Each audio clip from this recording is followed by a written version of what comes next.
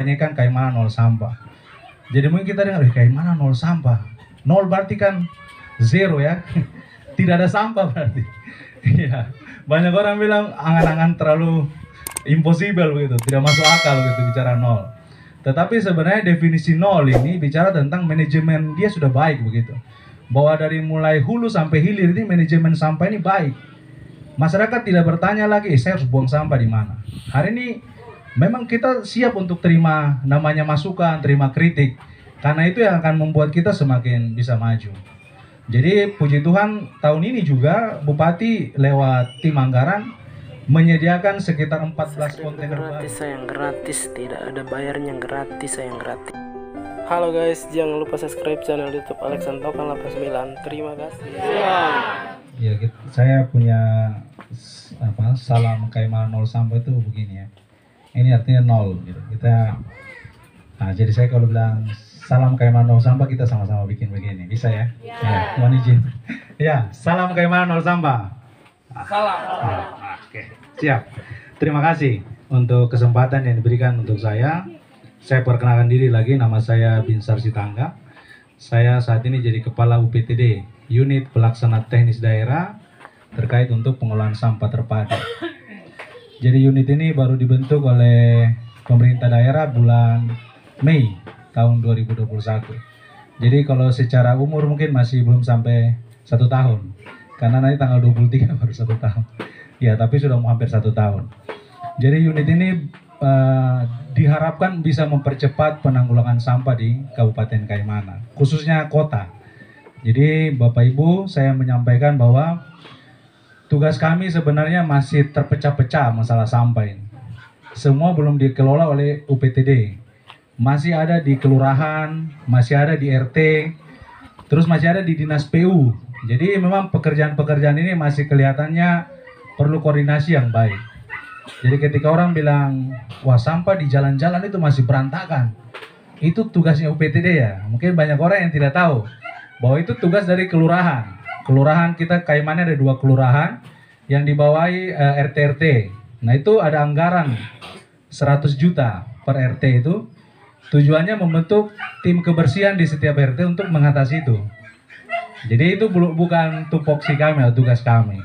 Tetapi kami bersedia untuk membantu apabila mereka membutuhkan bantuan. Memang beberapa waktu petugas kami yang ambil bagian karena mengingat kemarin hari ulang tahun Kota Kaimana ya.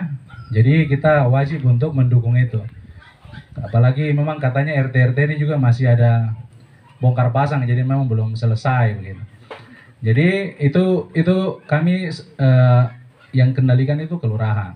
Terus terkait dengan sampah-sampah di kali dan pinggir pantai itu tugas PU. Di Dinas PU itu ada anggaran sekitar 2 miliar itu untuk mengatasi itu. Jadi anggarannya besar di sana, tapi waktu pembahasan anggaran itu Dinas PU masih tetap pegang itu anggaran sehingga tidak diberikan ke kami. Jadi itu tugas Dinas PU. Selokan, pantai, kali itu tugas PU. Tetapi kami dari UPTD dalam rangka mempercepat program yang namanya Kaimana Nol Sampah, kami terus orang bilang berteriak-berteriak di Facebook supaya ada dinas-dinas lain akhirnya mulai terganggu dengan apa yang kami teriaki. Jadi saya selalu membuat itu terus posting di berbagai info. Ya puji Tuhan, kemarin Kepala Distrik sudah telepon saya, akan dikerahkan hari Senin dan hari Sabtu RT mulai bentuk kebersihan. Jadi itu juga ada dampak positif. Karena saya bilang bahwa itu adalah tugas bersama, bukan tugas kami saja. Jadi UPTD ini tugas utamanya adalah mengelola sampah. Jadi kita tahu bahwa sampah hari ini, kalau mungkin Bapak Ibu tanya, dari mana punya sampah ini berapa banyak ya? Satu hari itu hampir 30 ton masuk di TPA. Itu sampah Bapak Ibu ya, dibuang di setiap kontainer yang kami layani dari rumah ke rumah itu hampir 30 ton. Itu dibawa ke Kilo 7. Kita di Kilo 7 punya tempat pembuangan akhir itu berkapasitas sekitar 200 ton. Nah, hari ini kita mulai berpikir kalau setiap hari 30 ton masuk, lama-lama, tidak lama maka tempat sampah di akhir sana akan membludak. Begitu. Jadi kami berpikir bahwa Mulai dari tempat-tempat pembuangan sementara itu kita sudah mulai harus kelola. Di Papua Barat ini eh, kota-kota yang bisa bilang menuju Kayman nol sampah ini baru kita. Jadi kita sedikit mengganggu konsentrasi Papua Barat karena kita hari ini sudah mengkampanye kontainer TPS sampah itu. Yang kami sudah pikirkan mungkin nanti ada beberapa titik yang kami sudah lihat sampah membludak. Contohnya kayak Bandalam itu kan bisa sampai di jalan gitu. Tapi nanti kami tetap berkoordinasi dengan pemerintah setempat dalam arti RT. Jangan sampai kita taruh terus masyarakat tolak lagi. Ya. Di Kampung Baru ini kita dulu pernah mau taruh tapi ditolak. Jadi memang harus kita diskusi juga dengan Pak Desa dan lain-lain. Jangan sampai setelah kita taruh jadi masalah.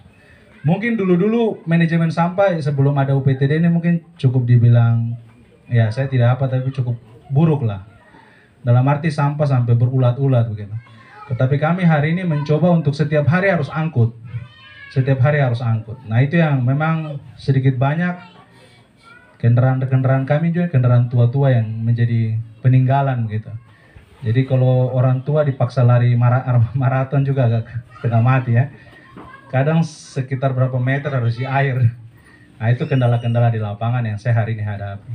Tapi saya yakin bahwa saat ini pemerintah daerah tahun ini punya agenda yang cukup baik untuk menyediakan fasilitas dulu.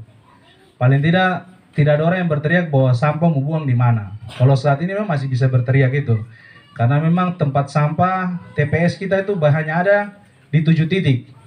Di 7 titik ini kalau dibagi dalam satu kota Kayman ini sangat sedikit ya.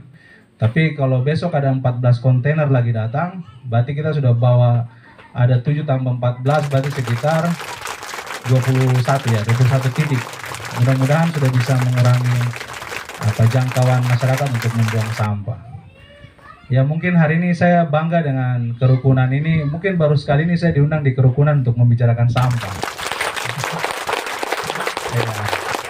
Saya punya saudara ini kemarin kontak saya, ini ada kegiatan di pekuburan Muslim dalam rangka sudah bantu kami, terima kasih. Jadi kami menyediakan truk mungkin walaupun terlambat ya, karena memang pada saat itu memang truk kami itu hanya terbatas, jadi aktivitasnya juga tinggi. Tapi ini hal yang positif, bahwa masyarakat punya kerinduan untuk mengelola sampah. Yang terpenting adalah hari ini adalah bagi kita ini memang pendatang di kota ini. Tapi kita bukan pendatang yang malas tahu. Tapi kita pendatang yang punya peran begitu.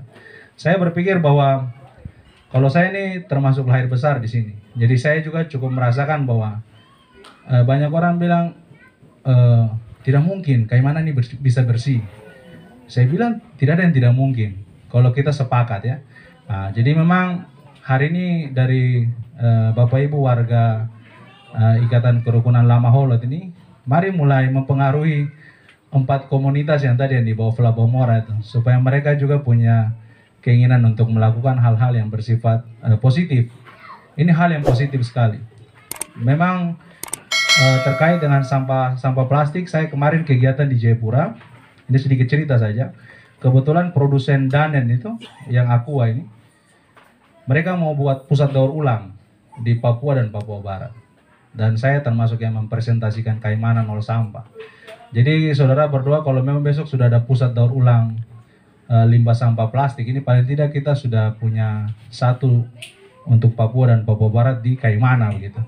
Tapi sekali lagi yang untuk untuk meminta itu semua kabupaten kota di Papua Barat ini juga lagi menuju ke situ. Tetapi kita punya nilai plus, kita sudah punya kampanye tentang Kayman nol sampah. Jadi selalu saya membuat iklan itu di media sosial itu, UPTD itu dipantau oleh mereka di Danon. Jadi Danon itu ada di wilayah Makassar itu di daerah Takalar sana di daerah Makassar ya. Nah ini Danon, ini kan produk Danon ini Pak, mohon izin. Ini Danon ini. Jadi nanti mereka kalau ini sudah jadi uang, saya pikir ini tidak kita ketemu di jalan lagi. Kalau ini sudah jadi uang. Sekarang kaleng-kaleng saya sudah kita tidak ketemui karena ada harganya begitu. Nah, sekarang ini sudah ada penada karton. Mudah-mudahan kedepannya sudah ada penada ini nanti sehingga kita tidak lihat lagi di pantai di mana, karena ini sudah ada nilai uangnya. Ya, saya berharap kalau besok sampai terjadi ya ikatan-ikatan seperti ini kita akan ajak kerjasama. Mungkin Bapak Ibu menjadi bank sampah untuk wilayah mana begitu. Jadi nanti dikasih dana, Bapak Ibu kelola dana itu. Nanti kita suplai dananya. Nah kita lihat apakah Lamaholot ini bisa mempengaruhi banyak orang untuk masuk di bank sampah. Mungkin baru dengar istilah bank sampah? Baru ya?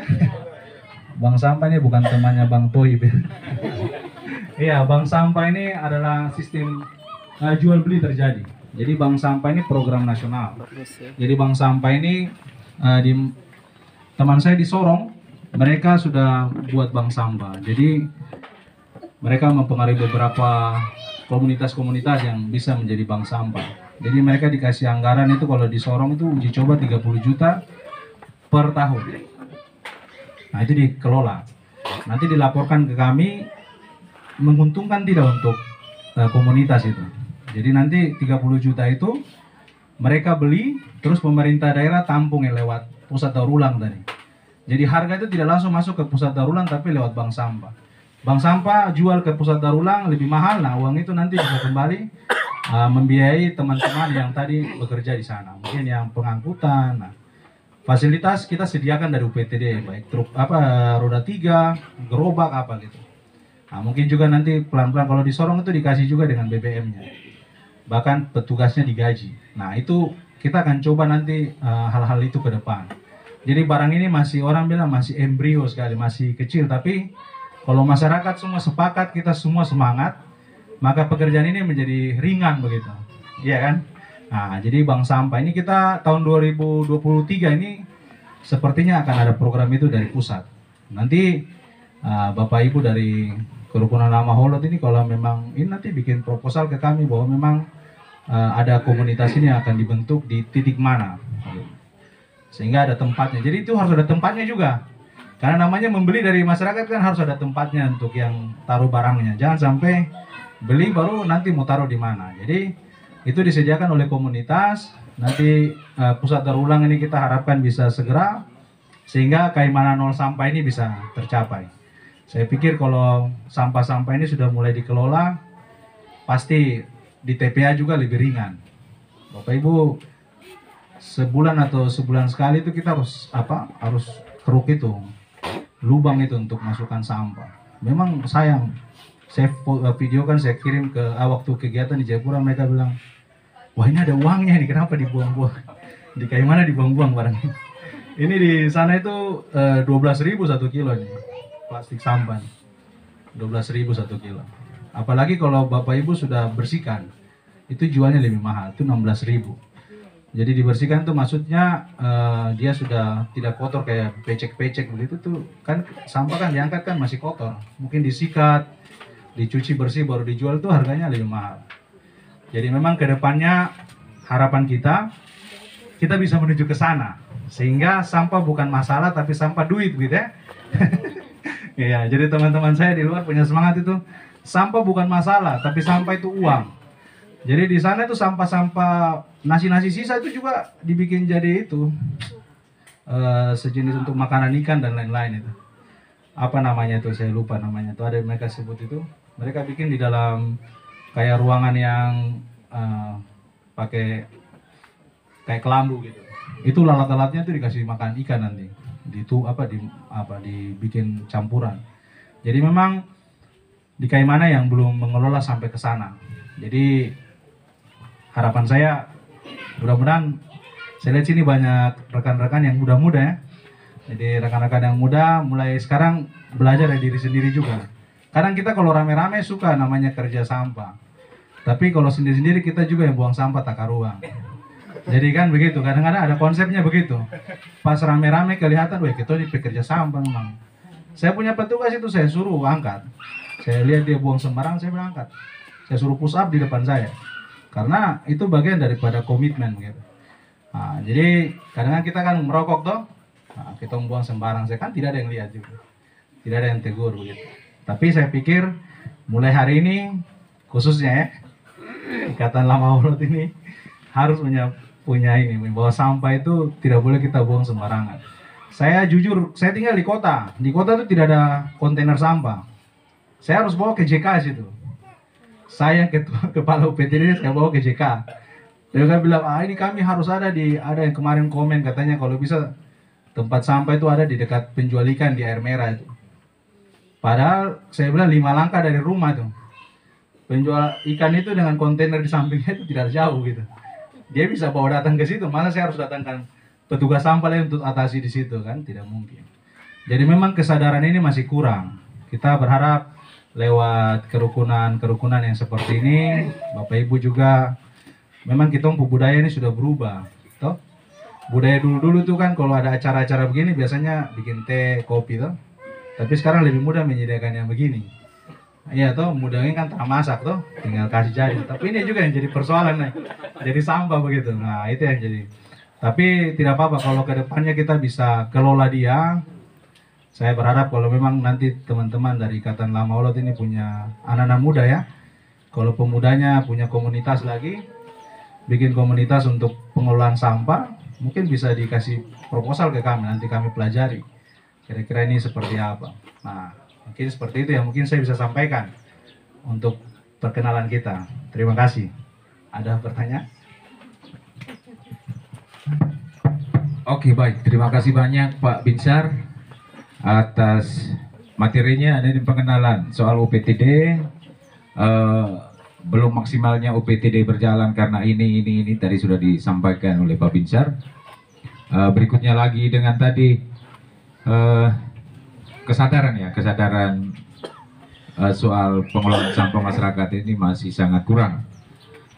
Berikutnya lagi soal daur ulang limbah plastik yang tadi nanti ada meruncing ke komunitas. Seperti yang diharapkan Pak Binsar tadi, diharapkan supaya kita Lama Olot juga kalau memang kaum muda sepakat untuk bisa bentuk satu komunitas untuk program daur ulang tadi, bisa. Ini mungkin ada ruangnya juga. Nanti tinggal kita bikin proposal, kita sampaikan ke Pak Binsar. Seperti itu. Yang penting komitmen kita bersama untuk jalankan itu. Oke, baik. Pak Binsar, terima kasih banyak. Saya terkhusus lagi menyampaikan terima kasih. Kemarin sudah bantu angkat sampah di situ di Kuburan Muslim. Terima kasih banyak. Karena waktu Pak Binsar bilang, masa belum datang, itu agak khawatir juga. Ini besoknya sudah mau hari raya baru. Jadi terima kasih banyak Pak Binsar sudah tangani itu sampai itu.